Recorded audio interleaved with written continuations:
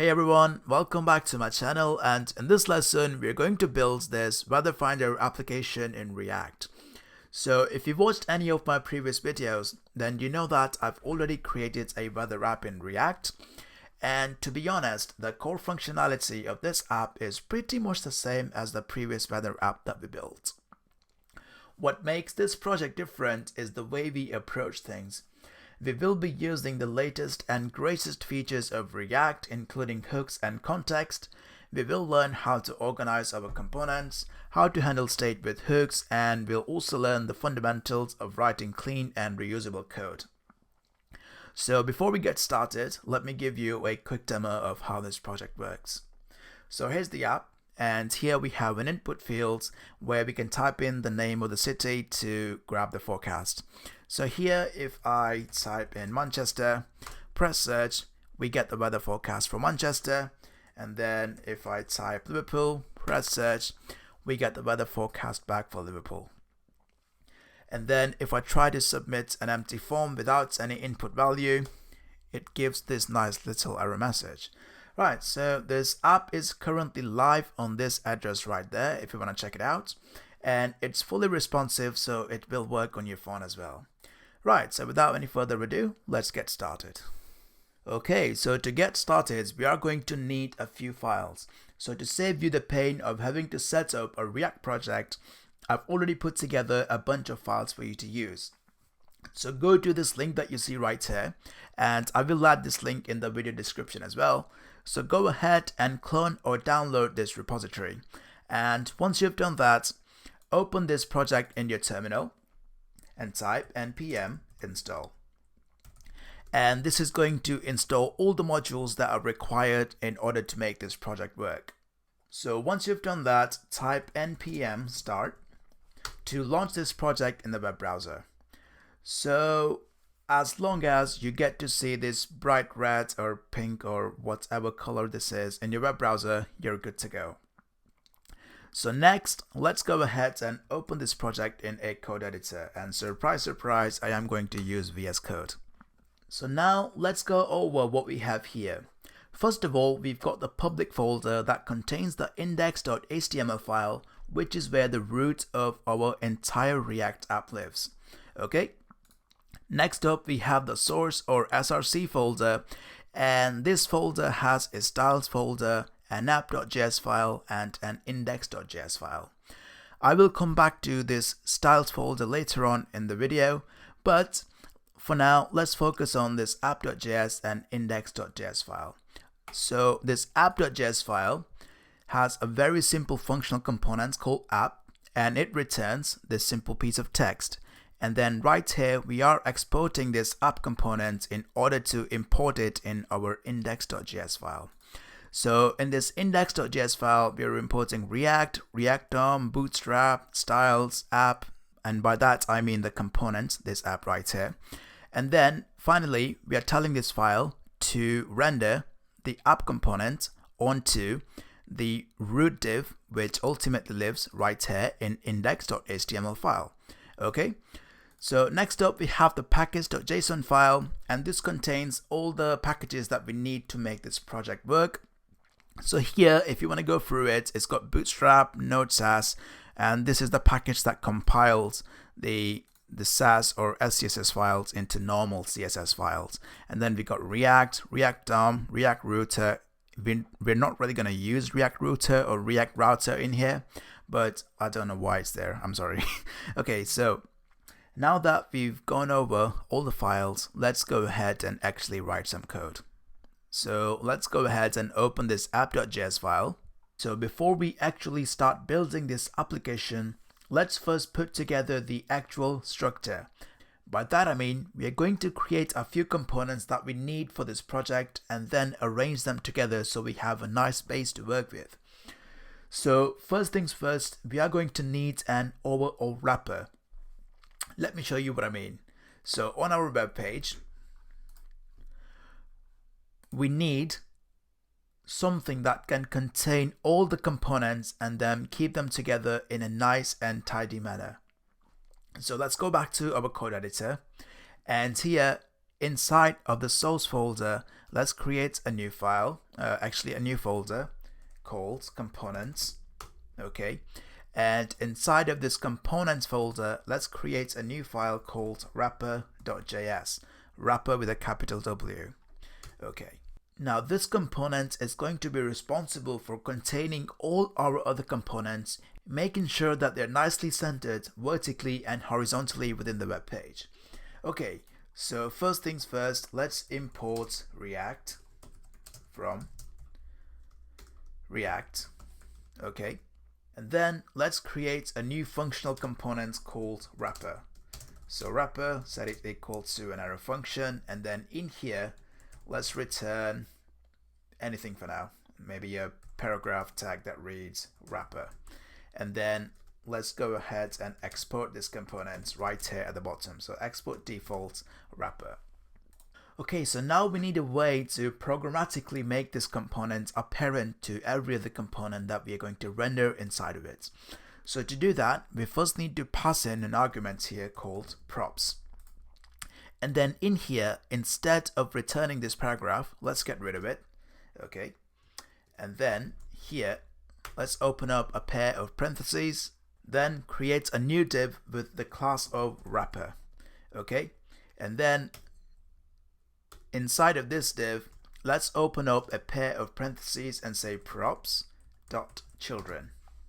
What this is going to do is it's going to tell this component that now it's your responsibility to contain all the components that get passed into you. So right now it may be a bit abstract, but let me show you how it's going to work. So let's go ahead and save this file, and then back in our app.js file, let's first import wrapper from, and then it's components and then wrapper. And then for the time being, let's cut this hello out. Okay, and in here, let's say wrapper, and then type it out in an opening and closing tag. Now inside of it, let's paste our clipboard. So this is what happens when you declare props.children, just like that. If we didn't write this line, there is no way that this would work, because React would just throw an error. So essentially, this bit and everything else that goes inside of this wrapper component is an argument for this props.children. I mean, this is pretty self-explanatory. Props and then .children, children meaning anything that gets passed inside of this component. Okay, and if you want to see the styles for this wrapper class that I passed in there, go to the styles folder and then the modules, and then here is all the styles that I've written for this project. So this is the wrapper, and this is the reason I've made this a wrapper component, because as you can see that it's got a margin, it's got height, it's got a max width. So this is going to make sure that all the elements in the web page are nicely aligned together. Okay, now let's go ahead and save this file, go back to the web browser, and you can see that it's already centered horizontally. But for now, we're not going to worry about that. We're just going to carry on building our components and then see how it goes. Okay, so let's carry on. Okay, so now that we have a wrapper component in place, let's go ahead and create another component that's going to actually render all our other components. Okay, so inside of this components folder, let's create a new file called main.js. In here, let's first import React from React, and then create a new functional component called main, set it equal to an arrow function, and inside of it, let's return, for now, just h1 that reads main component. And then before we forget, let's export this right here at the bottom. So export default main, and let's also give this a class of main component. So actually, let's cut this out and then say main. So we're going to create a new div with a class of main, and inside of it we're going to paste our clipboard. Okay, now let's go back to our app.js file and then import the main component. So just below this wrapper, say import main from, and then its components, and then main. And then let's render this main component instead of this h1. So just right there, let's say main, and then there we go. So the idea here is that we want to keep our container or our wrapper file, which in this case is app, as clean as possible. In just a few minutes from now, we're going to have a bunch of new components, and we don't want to clutter our wrapper or container file with all that code. So for the time being, we are actually done with our app.js file. So let's go ahead and close it and go to our main.js file. Now this file is going to be the meat and potatoes of this project, meaning this is where we're going to write all the core functionality for this app. Okay, so let's go ahead and start doing that. But before we go any further, let's check our progress in the web browser. So as you can see, this is a very subtle box, but it's perfectly centered horizontally and vertically. And that's the idea behind creating this main component. That big square container is actually this main component, and its styling is coming from this main.scss file. Okay, so feel free to take a look at it. Now, just a side note, I am creating this project assuming that you are already familiar with HTML, CSS, JavaScript, and a little bit of React. So I'm not going to go into any intricate details, but I will try my best to explain everything as we go on. So now let's go ahead and create the header for this project. Okay, so inside of this components folder, let's create a new file called header.js. And in here, let's first import React from React. Okay, and then let's create a new functional component called header. And this time around, I'm actually going to make it implicitly return some JSX. What I mean by an implicit return is that if all we're doing inside of a function is returning something as simple as some JSX markup, then we don't need the curly braces or even the return keyword. We can simply just put a pair of parentheses, and inside of these parentheses we can return JSX. So let's go ahead and create a new div with the class of header. Okay. Inside of this div, let's create another div with the class of header __ title. Okay, actually this is not a div, it should be a h1, my mistake. So a h1 with the class of header __ title. Okay, and within there, let's type forecast finder. And of course, this should be a 0.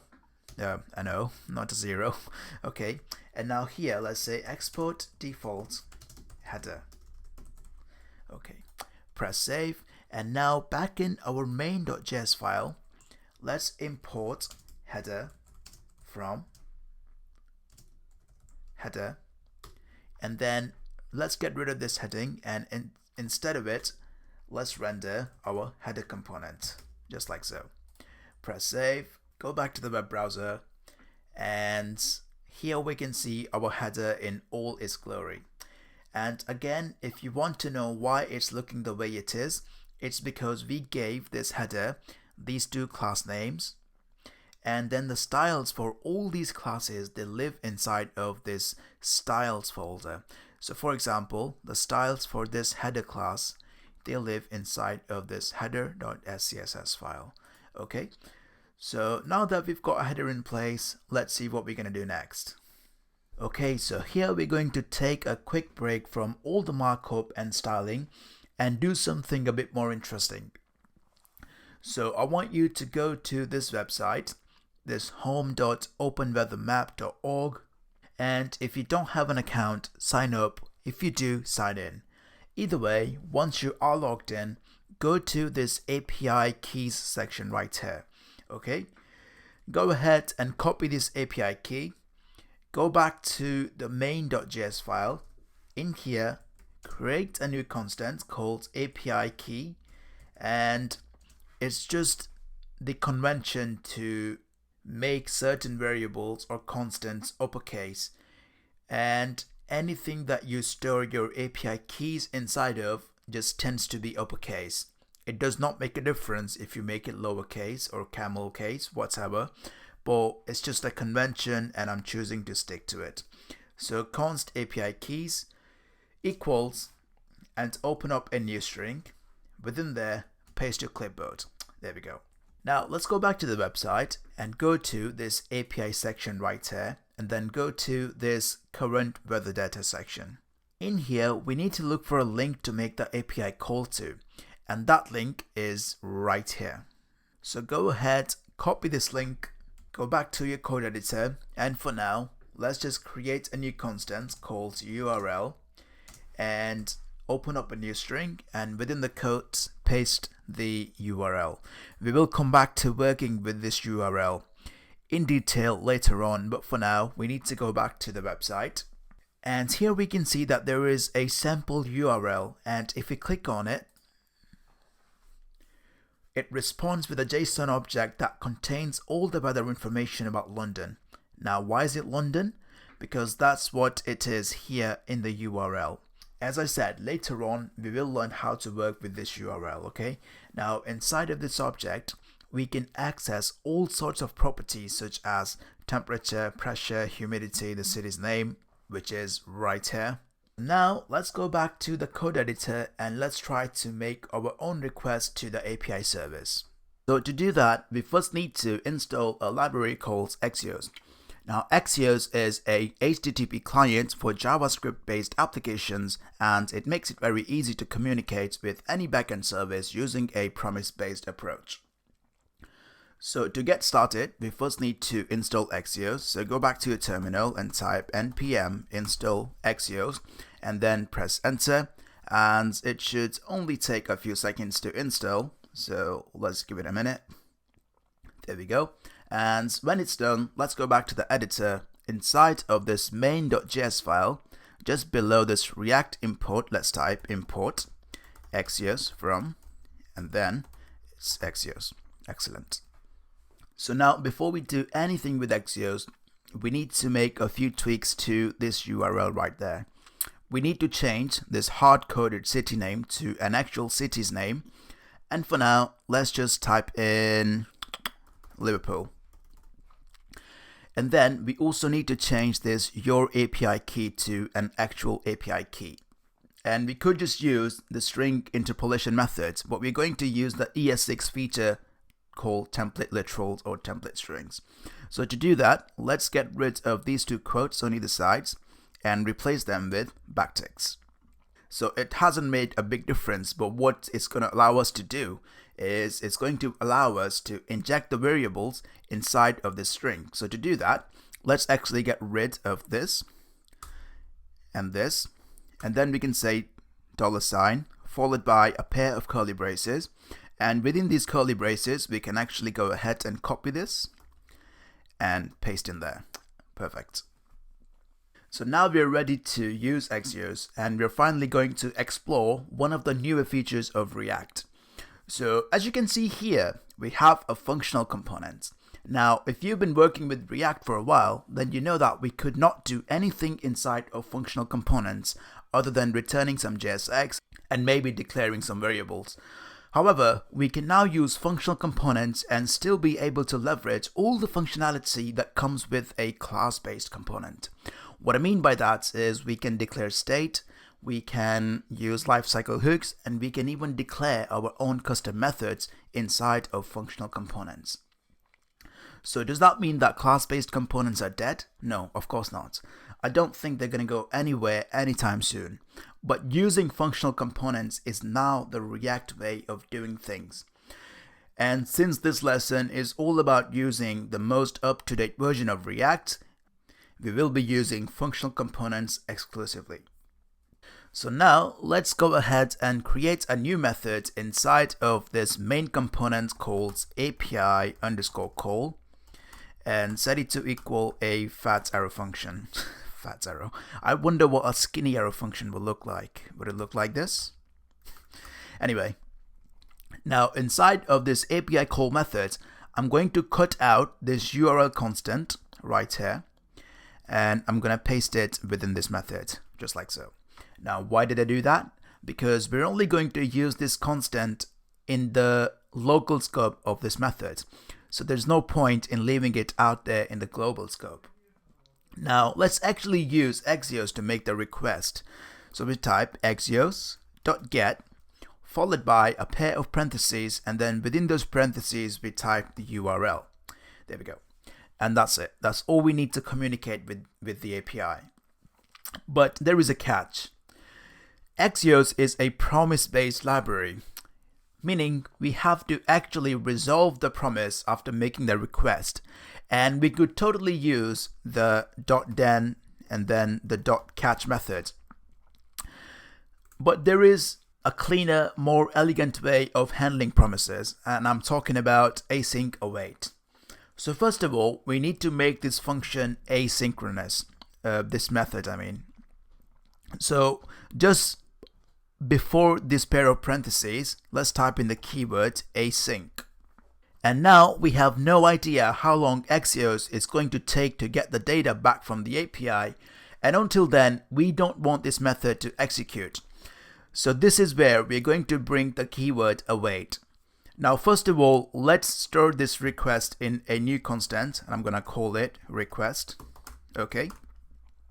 And now let's create a new constant called response, and I'm going to set its value equal to await and then request.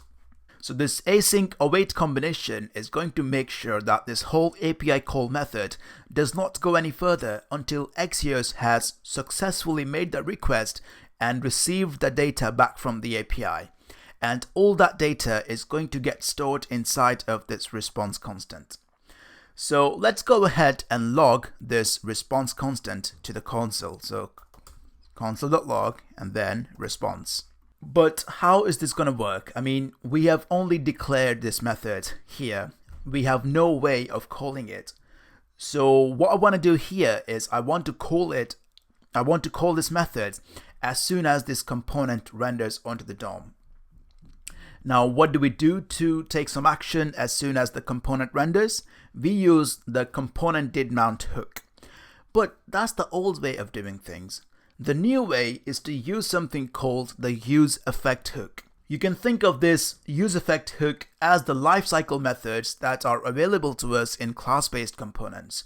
The lifecycle methods like component.didMount or component.didUpdate, you get the idea.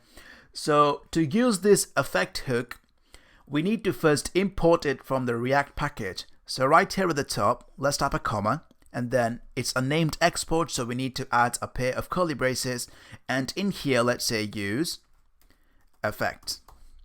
Excellent. Now here below the API call method we can make use of the effect hook. So to do that, let's type use effect, close the parentheses, and inside of it let's give it an argument, a new arrow function, just like that. Now within this hook, we can pass our API call method and fire it straight away. This is going to make sure that this API call method executes as soon as this component loads onto the screen. Remember, this useEffect is part of this main component only. It's not going to affect any other components because this hook is available inside of every functional component, and essentially you use these hooks to control the behavior of your component at a certain time.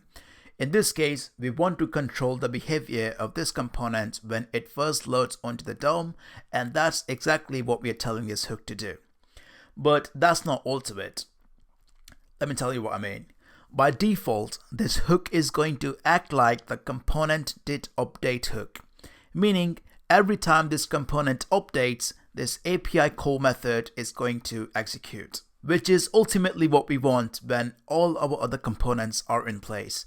But for now, we just want this hook to run when the component first renders onto the screen. In other words, we want to make it work like component.didMount and not component.didUpdate. So to do that, all we need to do is pass in a second argument, which is a pair of empty square brackets, or in other words, an empty array. This argument is going to make sure that this useEffect hook acts like the component.didUpdate. Now, I should tell you that it's not really a good idea to compare the hooks to lifecycle methods. Yes, they do behave kind of the same, but you should look at them as their own entity. So what we're doing here is we're telling this useEffect hook to only execute this API call method when the main component first renders onto the screen. And we're doing that by giving it a second argument, which is a pair of empty square brackets or an empty array. Now let's press save, go back to the terminal just to check if everything is working, because what we are expecting now is this API call method to get executed as soon as we load the page and then the response to log to the console. So let's go there, type npm start, press enter.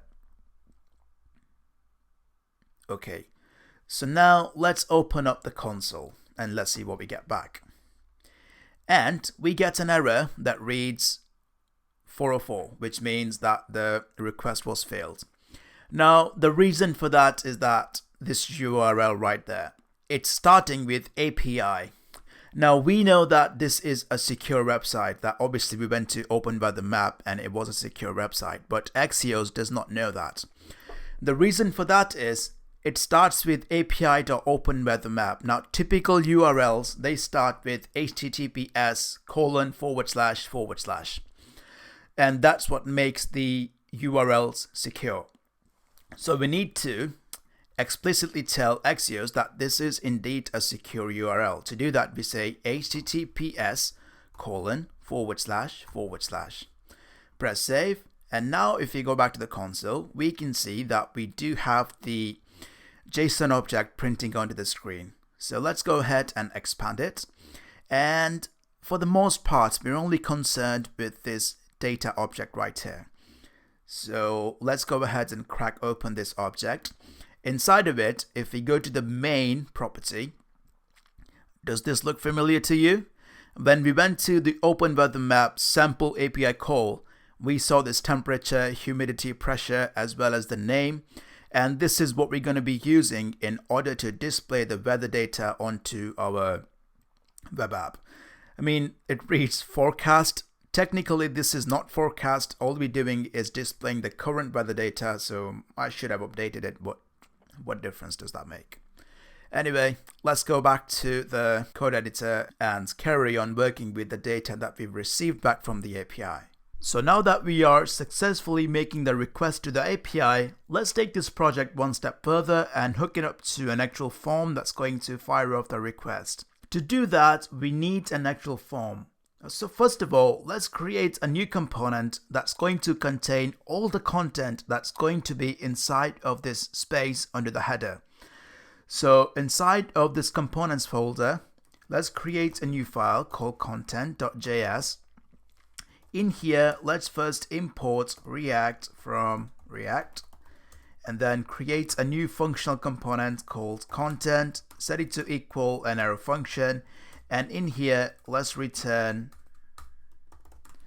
a new div with the class of content.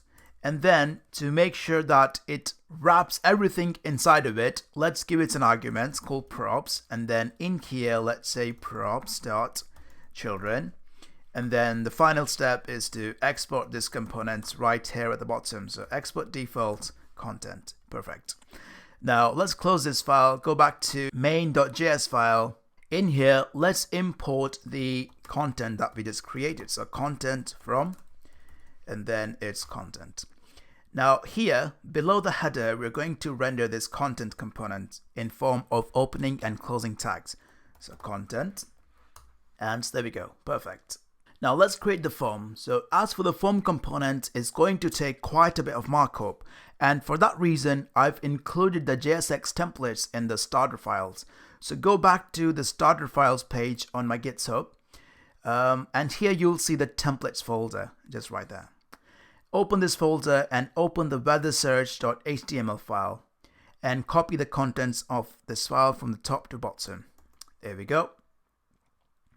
Now back in the editor, let's create a new file called weathersearch.js. In here, first of all, import React from React. Create a new component called weathersearch. Set it to equal an arrow function.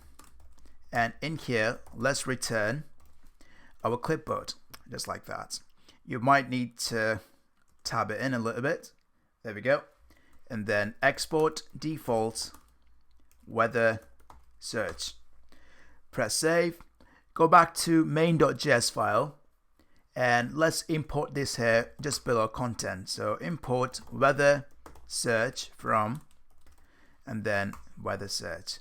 Now we're going to render this within the content because this is what's going to wrap it.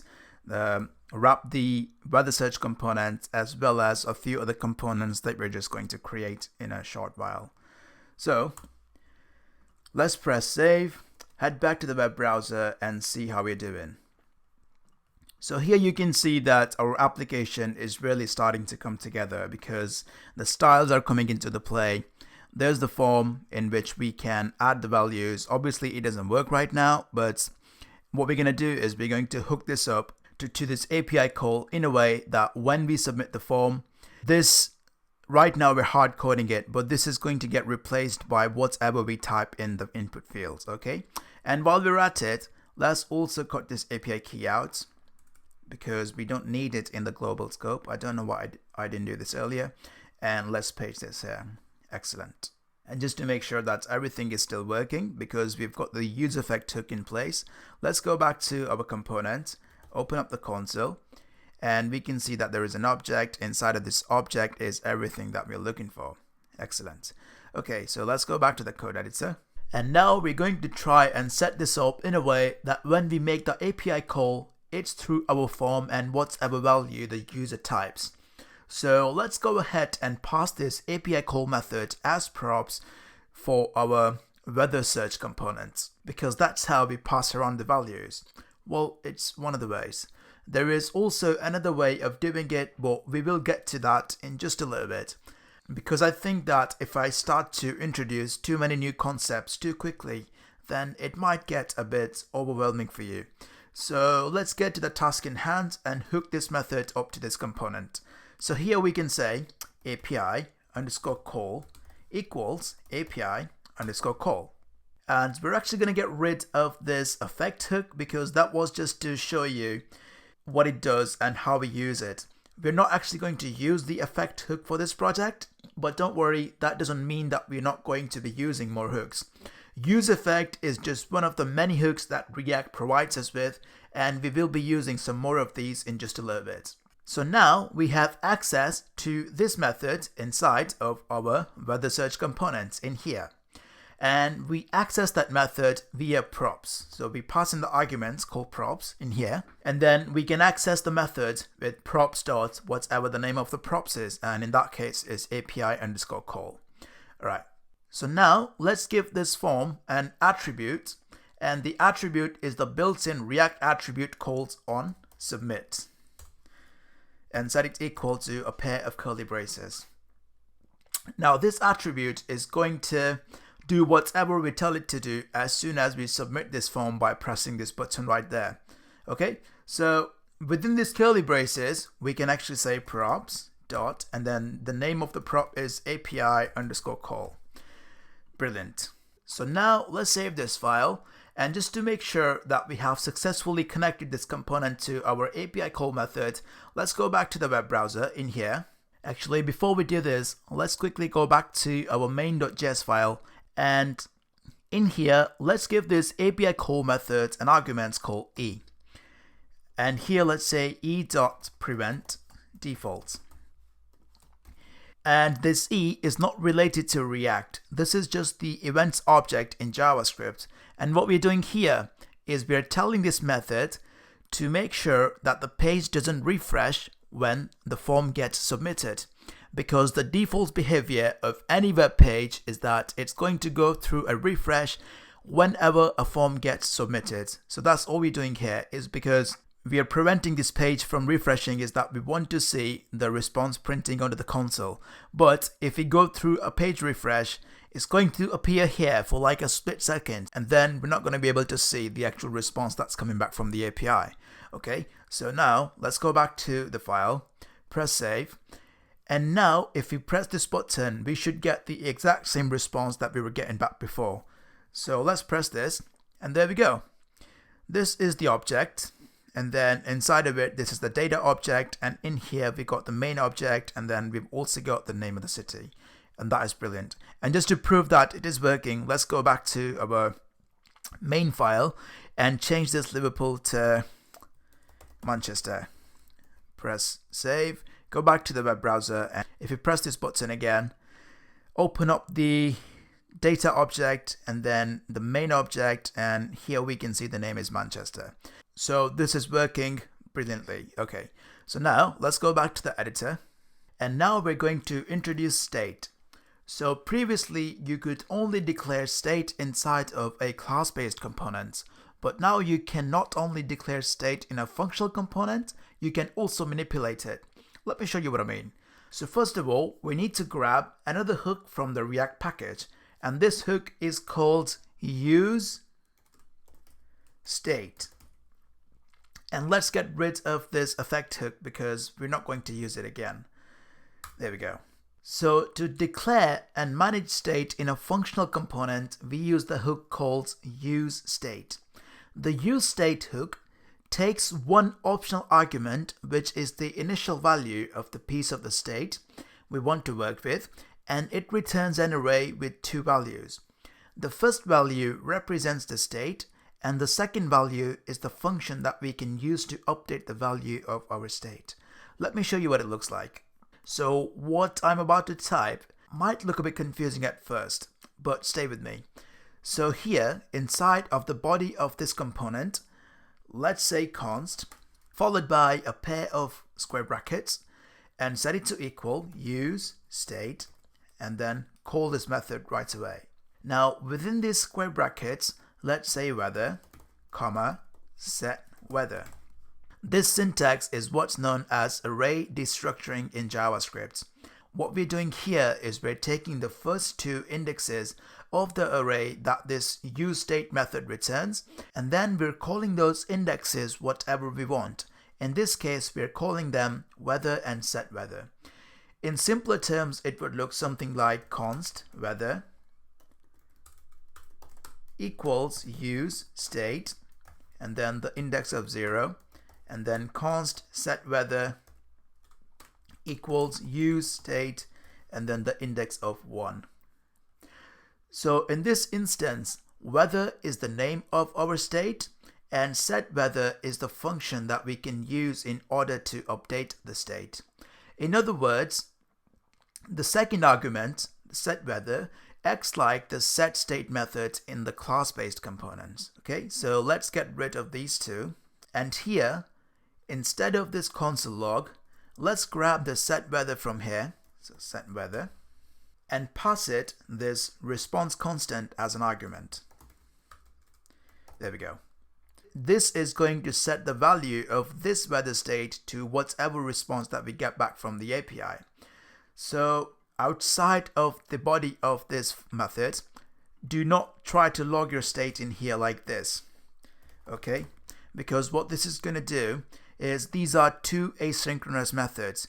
This method is already asynchronous, and then this set state method, which in this case we're calling set weather, is also asynchronous, and this is not going to mix well. So if you try to update the state and then log its value within the same method, let me show you what's going to happen. So let's go back to the web browser, submit the form, and we get undefined. This is because we are mixing two asynchronous methods altogether. So if we try to log this weather state outside of the scope of this function, remember we can access this because this constant is independent of this API call method. So now if we press save, go back to the web browser and submit the form, we can see that nothing has changed and we're still getting the response back from the API. Only now we're storing all this data in our component state. And the benefit of that is we can pass this data to other components too. Now let's be a bit more specific in terms of what we want to grab from the API.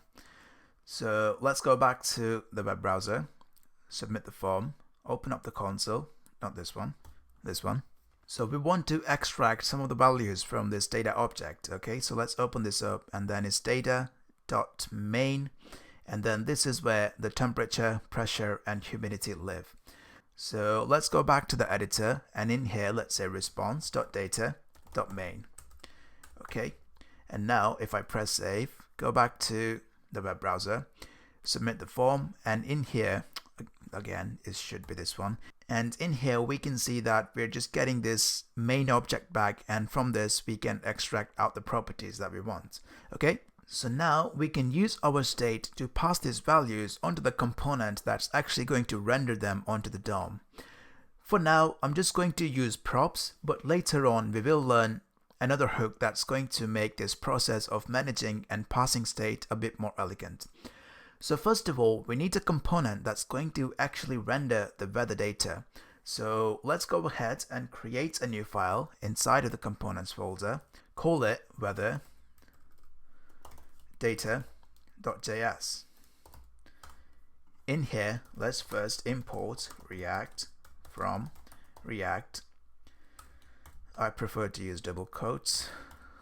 Okay, and let's create a functional component called weather data, and then in here let's open up the return keyword, and here let's say export default weather data, and this should be a capital D. Excellent. Now we need some JSX markup to put inside of this return statement.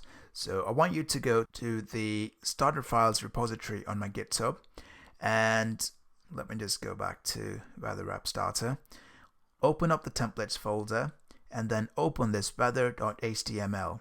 In here, grab everything from top to bottom, and then go back to your weather data.js file, and within the return statement paste your clipboard. And let me just format this a little bit.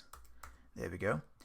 Press save. Now back in main.js file, let's first import weather data from weather data. And now let's render this underneath the weather search and within the content. Okay, so weather data, there we go. And just to make sure that it's working, yep, it's there. And these values, they're all hard-coded, okay? They're not coming back from the API. And this one as well. This is all hand-coded for now. And you can check this in this weather data file. You can see that these are just there as placeholders. Okay, now we need to pass this piece of state as props to this weather data. So to do that, let's create a new prop called weather and set it to equal weather. Okay, press save. And now in here we have access to the weather state via props. So here let's say props, and then to begin with let's console log props, and let's see what we get back from this component.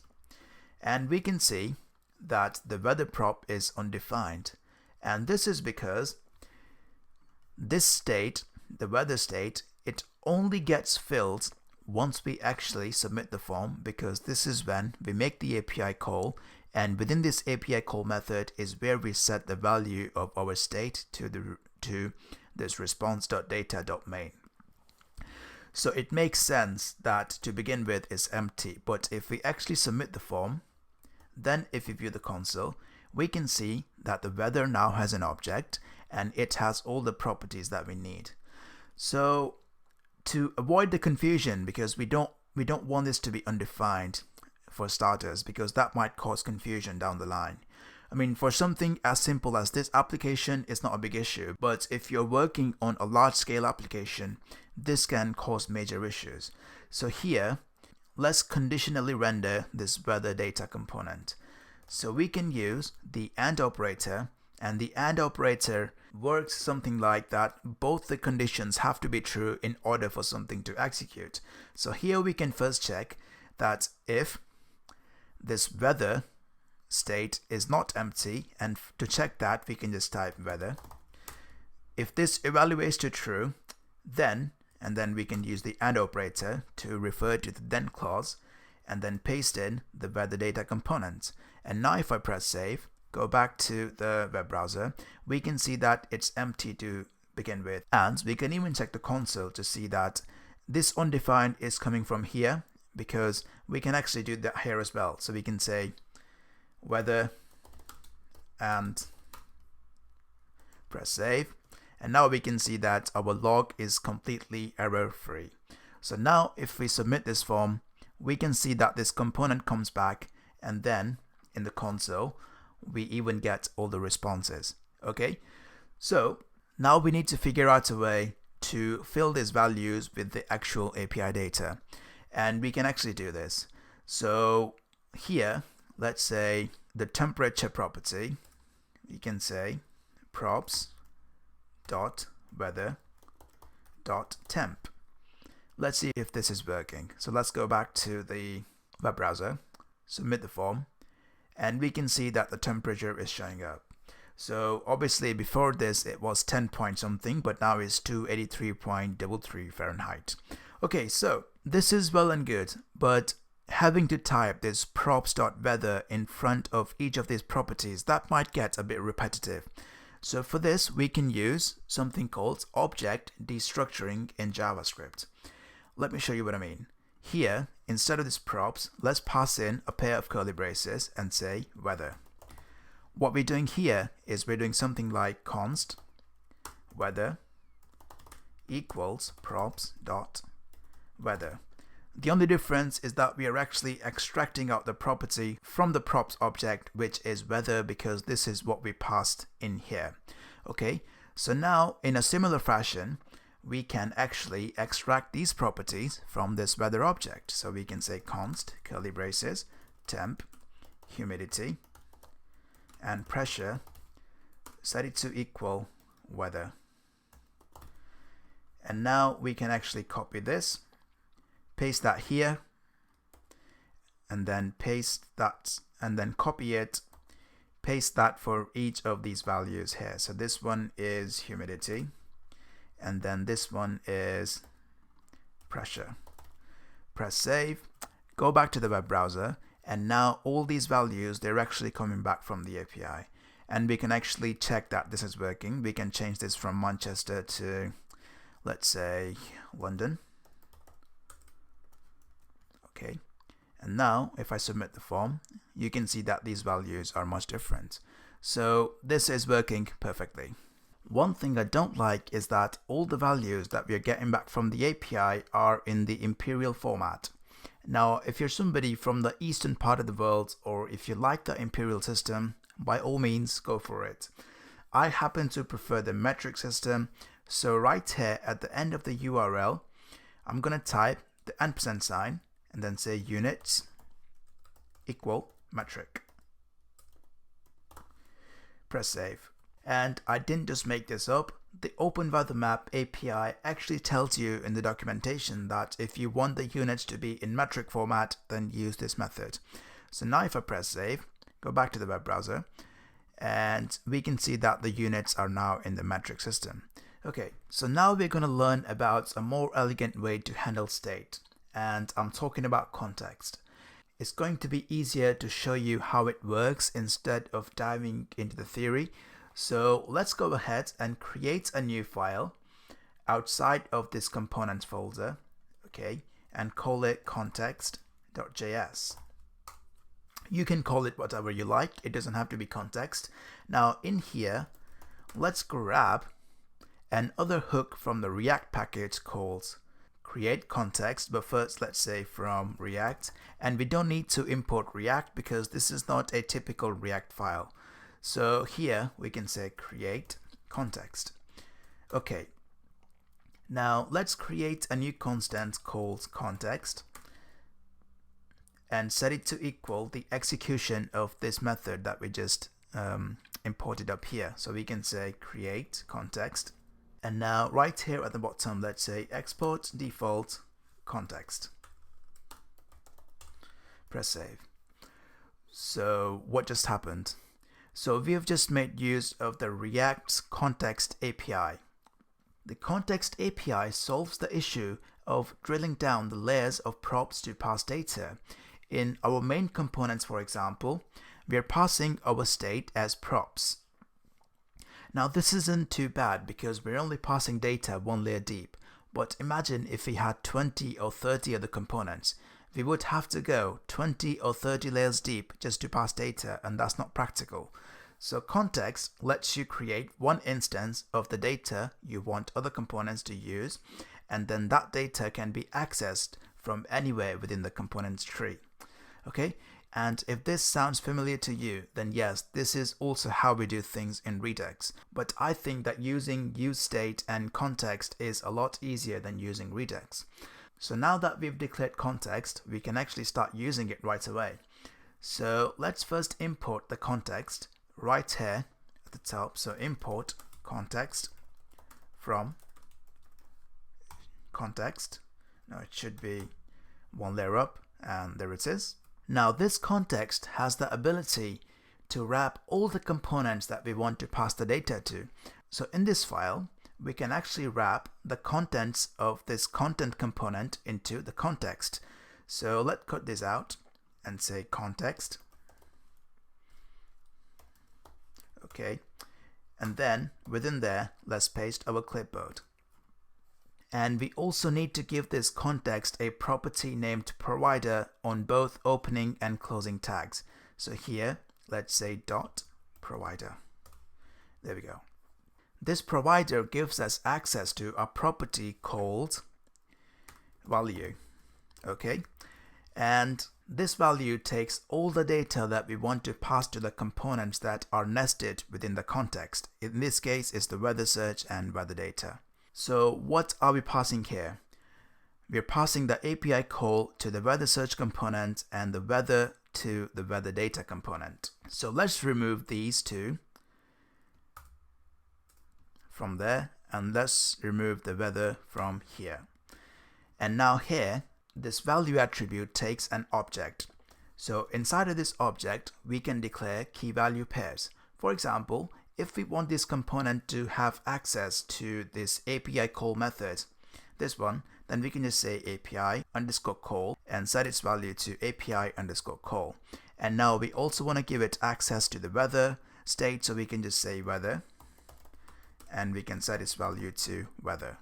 And there's a JavaScript feature that allows us to simplify the objects, and it suggests that if the names of your key and value are the same, then you can use the shorthand property just like this. Okay, that just makes it a bit more practical. So now that we have access to these values within these components, the question is, how do we actually access them from inside of these two components? So let's save this file, and we can use another React hook called useContext. For example, inside of this weather search component here, let's give it a comma and say useContext. And then we also need to import our original context that we created here. So we can say import context from context, and you will see why in a second. So now we can extract the properties out of this context, much like we do with props. So let's get rid of the props here, and let's also get rid of it here. Okay, and now here, let's create a new constant, followed by a pair of curly braces, and say API underscore call, and set it to equal useContext, and then pass in our context as an argument. So what we're doing here is we're extracting or destructuring the property called API call out of this context provider, which lives in our main.js file.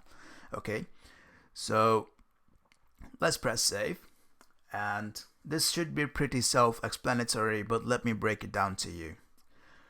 First of all, we declare the context in our main context.js file. Then inside of our main component, we import the context right here, and then wrap the components that we want to gain access to the data inside of the context. Then we add a property called provider, and the provider gives us access to another property called value. This value takes an object where we can declare what kind of data we want to pass. Then, to access the data in one of the components, for example here, we go to the component, we import a hook called useContext from React, Then within the body of the component, we use this context to gain access to the value we're trying to extract. In this case, we just want to extract API call. And if we wanted to extract weather too, we could just add a comma and say weather. But we don't want this here, okay? So press save. And now let's do the same for this weather data. So in here, let's say React, comma, use context. And then we need to import our original context. So import context from, and then is this context right there. And now in here, let's say const, and we can actually just change this one right there. So we can say const weather equals use context. And then in here, we can pass in our context just like that. And we can get rid of this weather because we don't need it. Now we can actually just extract these properties out of this weather object. So we can just say const temp, humidity, and pressure, and set it to equal weather. There we go. So now let's go back to the web browser, and our application should still work as expected. There are no errors in the console, and if we press this go button, we can see that everything is still working as expected. And we can actually just change the URL just to prove that it is actually working, and I'm not making this up. So let's pass in Mumbai. Let's go to India. Okay, press save. And now let's tap this button, and you can see that the temperature is different, the humidity is different, and the pressure is different. So if this was your first time working with useState, context, or useEffect, then pat yourselves on the back because you now know how to work with state using hooks and context. Okay, so now with this in place, our application is complete for the most part. There are still quite a few things that we need to add to make this a bit more dynamic. So let's go ahead and do that. So first of all, we need to make this URL dynamic. To do that, we can just go to weather search component, and on this input, let's give this an attribute called name and set its value to location. Okay, now back in our main.js file, we've got access to this name attribute via this events object. So we can say const location equals e.target.elements dot, and then it was location, and then dot value. So now we can actually inject this location variable inside of this URL, because remember, this is a template string. So let's copy this, get rid of this Mumbai, and let's paste our clipboard here. So now if I press save, go back to the web browser, and let's type in Paris. And there we go. And we can change this to maybe, where do we go now? New York. And there we go. So this is working just as expected. So let's open up the console, and maybe we should also extract the name of the city, and that lives maybe one layer up. So just to check, let's try to log the actual object here. So console.log response, press save, and let's type in Mumbai again, because why not? And now it's data.name. Okay, so to access this, we can create a new piece of state. This should give you a bit more practice. So say const city set city equals use state. Okay, and then in here, alongside this piece of state, we can say set weather. Actually, it should be set city, and then it should be response.data.name. Okay, so now we also need to give this component access to the city, so we can actually log this here. So how do we do that? Well, we can just give it another value called city, set its value to city, because that's the city state right there. And again, we can use the shorthand property. There we go, press save. Now in weather data, let's also extract the city out of this context. So city, and in here, let's change this to city. Perfect. So now let's go back to the console, and now whatever we type here should appear onto the screen. So let's say Los Angeles. Okay, weather forecast for Los Angeles. Again, it's not a forecast. I don't know why I typed this. This should be weather information, but whatever. And if we type in Paris, then we get weather forecast, well, weather information for Paris. So our application is starting to look really good. Okay, so now what's next? Well, what happens if the user tries to submit an empty form? Let's refresh the page. And what happens if we do this? Nothing happens, but we get a big fat error in the console. So we need to, nothing is happening. The application is not breaking itself.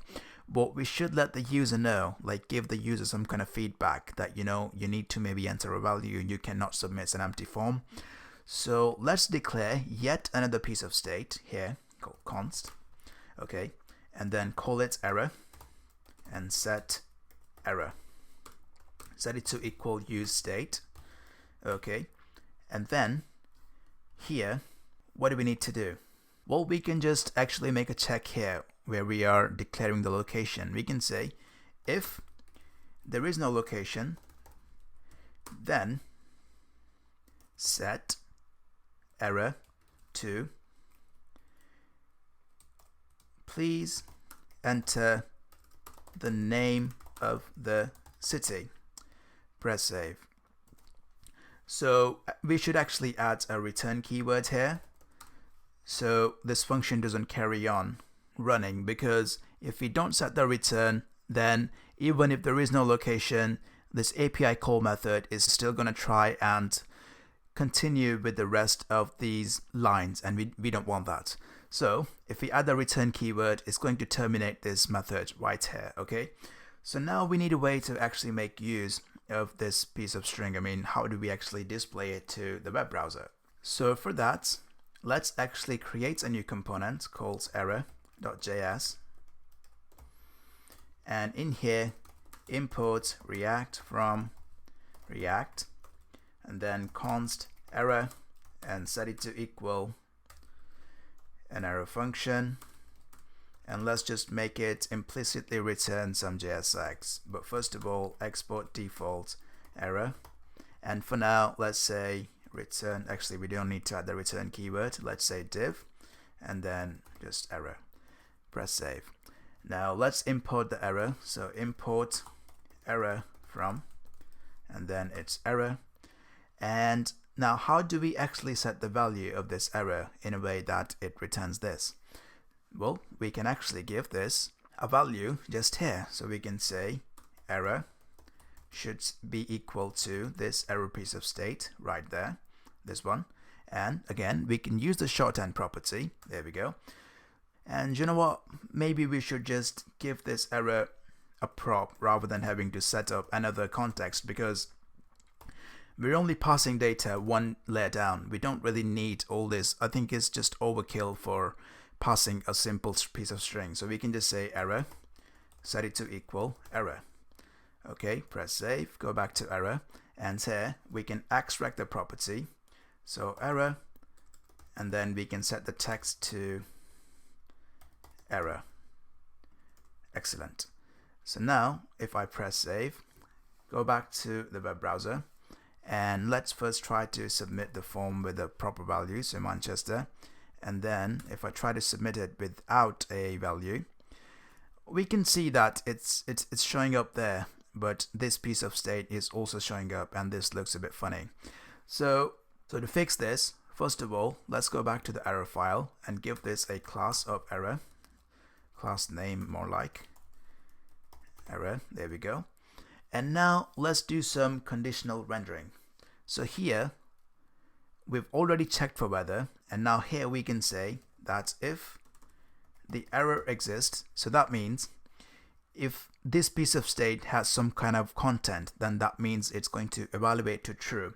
And if it's empty or null, then that's going to evaluate to false. So we can say if error, then render out this component, okay? And then in here, where we're declaring the variable, the value of set error, we also need to set the value of weather to null. The reason we're doing this is because, do you remember when we tried to submit the value, the empty form, the error did show up, but that piece of state, the weather data, it was there as well.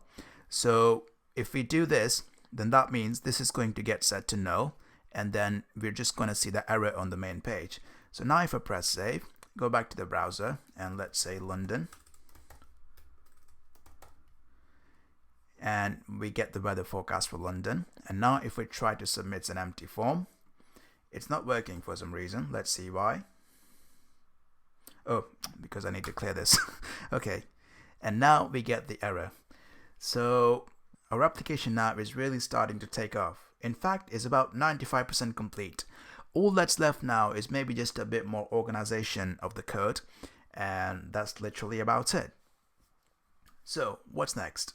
Well, next is maybe give the user a bit more feedback, maybe just add some date and time here as well. So let's go to our components folder, create a new file called date-time.js, and import React from React, const date time, set it to equal an arrow function, and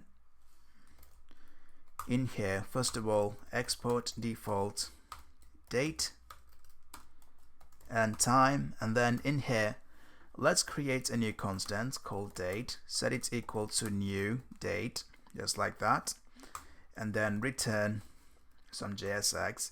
First of all, let's create a div with the class of date time, okay, and in here, let's open up a pair of curly braces, just like so, because we're going to make use of template literals.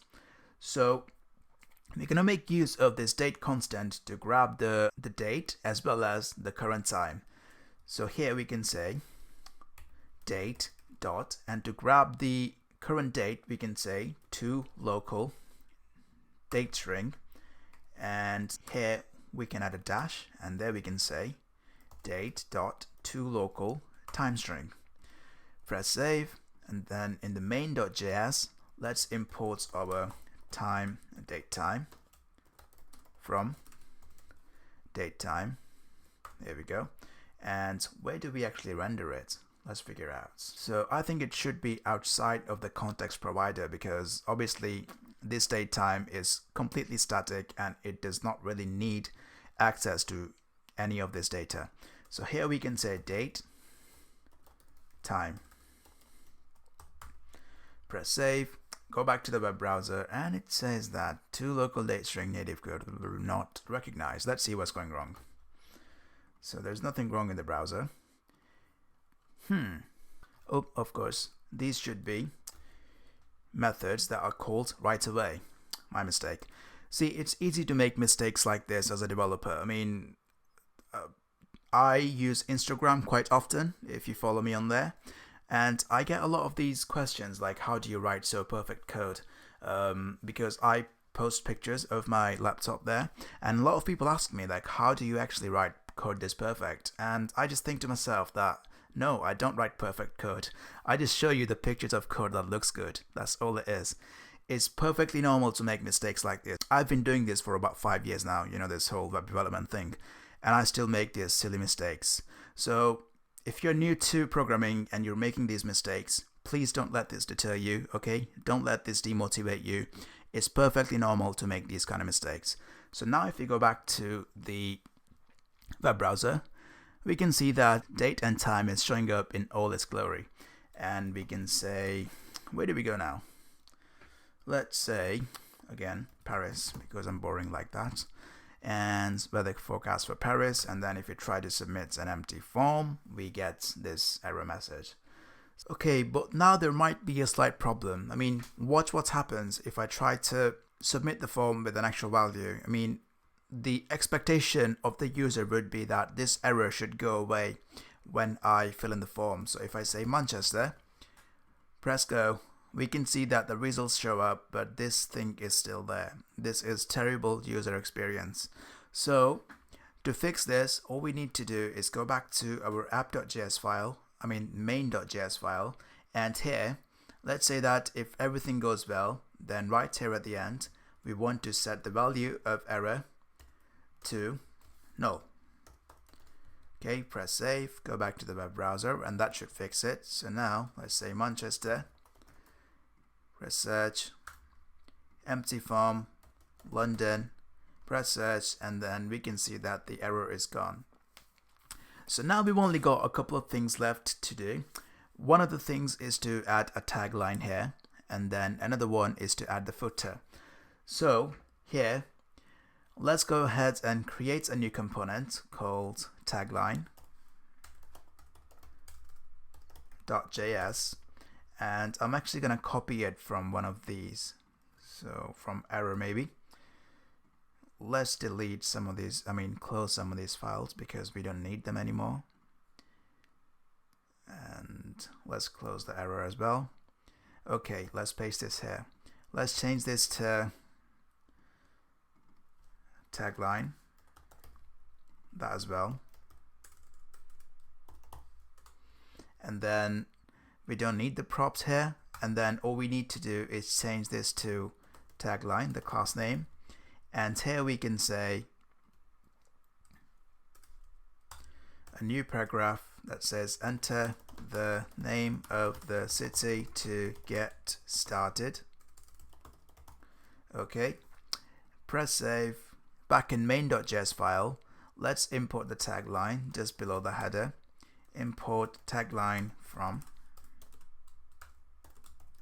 header, and then let's render this outside of the context, because remember, this does not need access to any of this piece of data. Okay, so above the date time, but within the content, let's say tagline. Okay, press save, go back to the web browser, and this is not showing up for some reason. What's going on? So tagline, import, what's happening there? Oh, should be tagline, not header. Okay, so now we can see that it's there, but this should be above it, not below it. So let's cut this date time out and paste it right here, and this should work. There we go. Okay, so what's left now is the footer.